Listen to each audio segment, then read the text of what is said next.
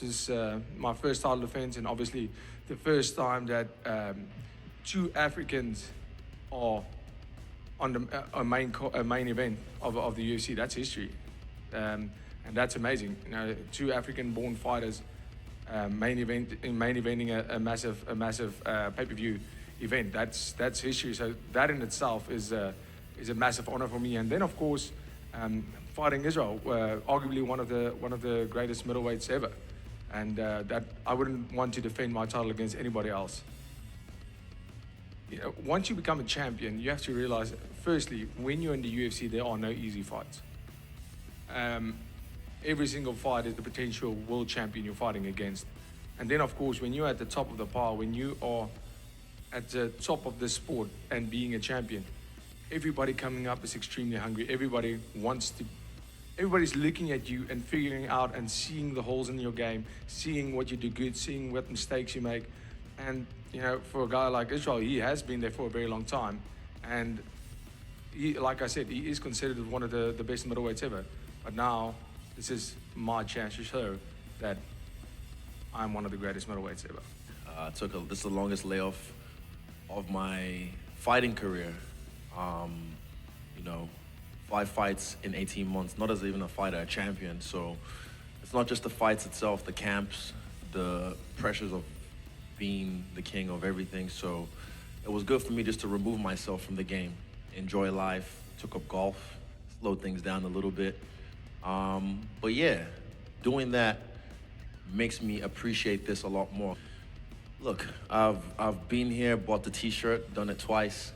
Yeah, it's not really about that. For me, it's taking on the best warriors from different lands and, yeah, putting them on my record. I've never beaten Dricus Du Plessis, so beating him is what attracts me to this fight, not the belt.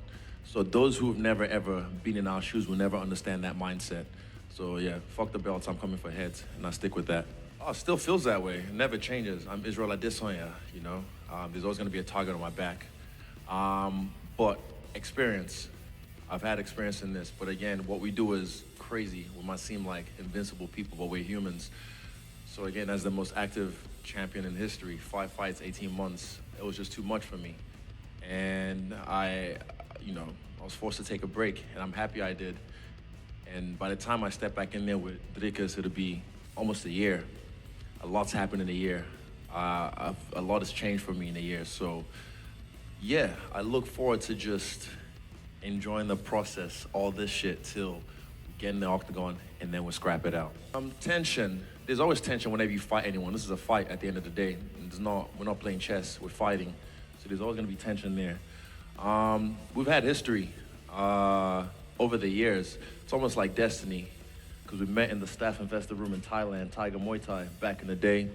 Had a little play around, and funny enough, here we are again. It's like full circle, back where it all started for me. So yeah, and also again, he tried to discredit the 3 kings and say that he's the real true African champion. And I was just like, it's a weird mindset, bro. Like, he came in the UFC, I knew who he was a little bit, but I didn't go, oh, who the fuck's this fake dude coming in? I just said, cool, he's another African in the UFC.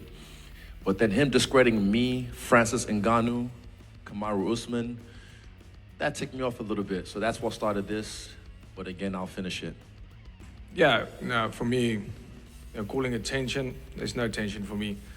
I get into the octagon and I do my job, I do my business. You can be the biggest asshole in the world, you can be the nicest guy in the world, I'm going out there to kill you. And I hope you're doing the same to me, because otherwise it's not going to be a good night for you. And as far as discrediting, never discredited anybody. Stating facts. Where do I reside? What's my postal code? Where do I train? Where do I live? Where was I born? In South Africa. Still there, still training. And I won this belt from South Africa. I didn't travel anywhere else. That was the only thing that I stated. So never discredited anybody, but quite frankly, I don't really care about how it rubbed him off the wrong way. I don't care. I don't really give a fuck where he's from, but I'll show him who he is. Yeah, whatever that means. I'm glad you took up golf, because, you know, that's a retirement sport. I can understand you start playing golf. Hey man, you do what you have to do in your own time. Obviously fighting in Canada, the crowd was against me and I won that crowd over. They were chanting my name by the end of the fight. And, you know, that's at the end of the day what it's about for me. Coming in and you know, turning haters or turning the boos into cheers, not because of what I'm saying or, you know, how I'm doing it right now, but because of my performance. At the end of the day, I'm a fighter, I'm a warrior, and the people pay to watch that. And you know, if you can create fans by performance, that's what I'm here to do. I'm here to put up the best fights and give the fans the show they came here for. You mentioned before that the belts don't mean that much to you, but with the win over Dricus in Perth, you create a bit of history by becoming the first 3-time middleweight champion. Does that part mean a little bit to you as far as legacy? Not really too much. I'm already the 2-time champ. It's not really, it just adds to it. Even when I fought here in this arena, I said, bro, the belt's a fancy tiara. It's gonna come either way. I'm just gonna keep winning and everything else will come. The belt, the money, the fame, the adulations, all of that. Look, with the win over him, he still keeps that belt. That's gonna sit over his fireplace and not get a new one. So I've got so many belts, it doesn't really matter to me. And I'm saying, what I don't have is him, his head, and that's what I'm coming for. So I wanna fight with freedom, and that's what I'm gonna do, fight freely.